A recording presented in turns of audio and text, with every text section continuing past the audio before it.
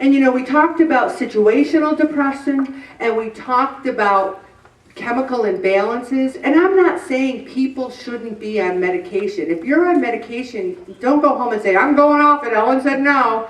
I'm not saying that. I'm saying it didn't work for me. It did not work for me. Michelob Ultras didn't work. Chips didn't work. Antidepressants didn't work. Actually, the only thing that worked for me is this group. And people wonder why I can't give it up. It's a lifeline for me. It is a lifeline. And not just for me. There's 30 to 40 million Americans who are depressed. Wrap your head around that. And it's so complicated that you can't just put a pat answer. You know, when I was really depressed and I weighed in the 370s, people would say to me, why don't you just lose some weight? Maybe that'll help. Really? Oh, I never thought of that. Wow. Thank you so much for that. Lose weight? I feel that. Wow. Thanks. Or people would say to me, why don't you just snap out of it? Why don't you just snap right out of it? Oh, thank you. Wow. I'm going to just snap right out of this. That was such good advice. Thank you so much. Because if my arm was bloody and hanging and it was like the blood was sputtering out, people would be going, call 911. Oh my gosh, there's blood, there's guts. But you tell people, you know, I'm feeling really depressed. They're like, lose some weight and snap out of it. There's no compassion for depression and anxiety. They think you should just get over it. I have such compassion. And I also know that the only thing that worked for me was increasing my faith, reading the Word, working on my weight, helping others. Because if we base our lives on our emotions and the stresses, we're going to be depressed all the time because life really is tough. And you know what's so funny? Many of the same people who claim to have faith keep plunging through life ignoring God's principles for healthy living.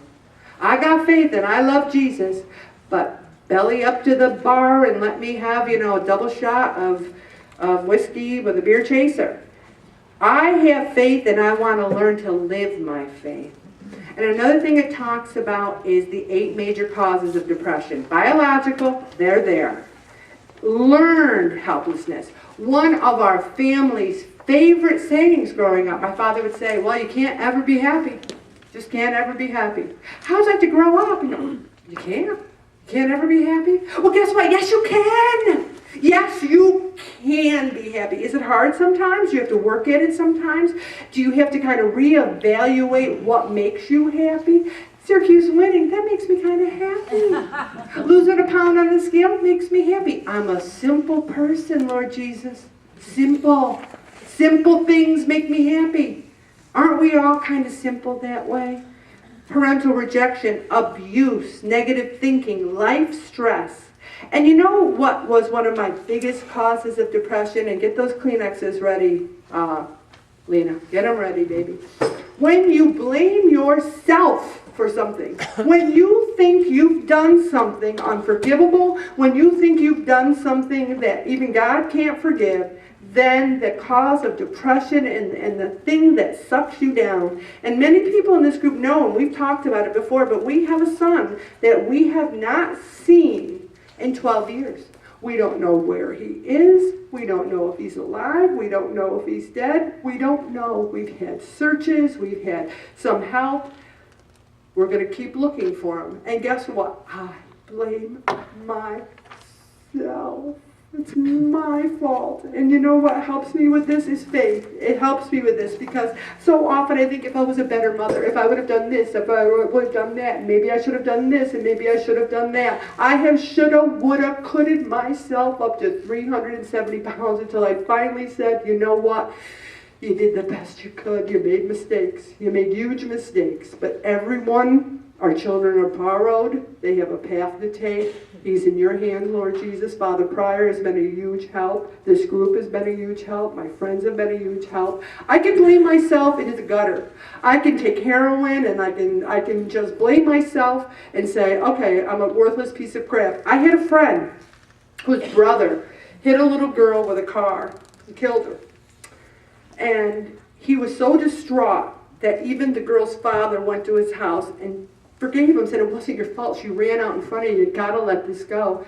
He ended up killing himself because he could not get over it. And here my friend and I, we talk all the time. She's like, why did Mark do this? Why? He could not live with his guilt, with his fear of what he had done, with his depression. I have to go on. Bob and I have to go on. And you know what? Every single one of you in this group has that pain and suffering in some shape, way, or form. So what is our choice? We either give in to the pain and the despair, or we go on. Through the grace of God, we will go on. Being depressed over it and blaming yourself forever, I have made mistakes and I am sorry, but God knows I love that kid, and if he walked through that door today, we would kill the fatted kid up, and let me tell you that right now. And then there's the biological factors. You get in the McCauley curse with the already having the propensity for depression, and then you add a situational thing in there, and boy, sometimes I look at my life and I say, you know, I'm proud of you, Alan. I'm proud of you for going on. I'm proud of you for being positive.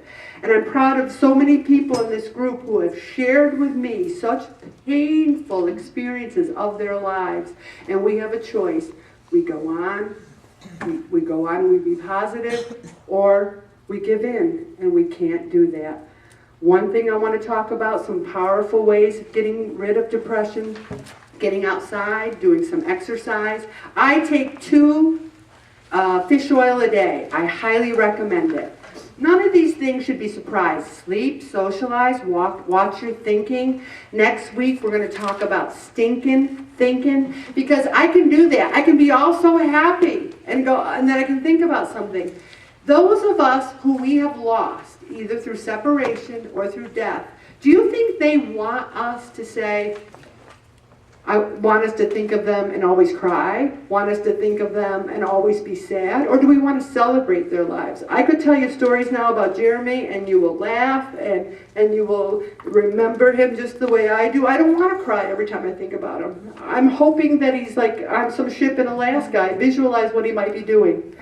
I don't want to think about my dad and always be sad. He might have said can't never be happy, but we had a lot of laughs, and I love that man with all my heart. We can't remember those we have lost with sadness and tears all the time. They would not want that. And I'm going to stop right there, Bobby.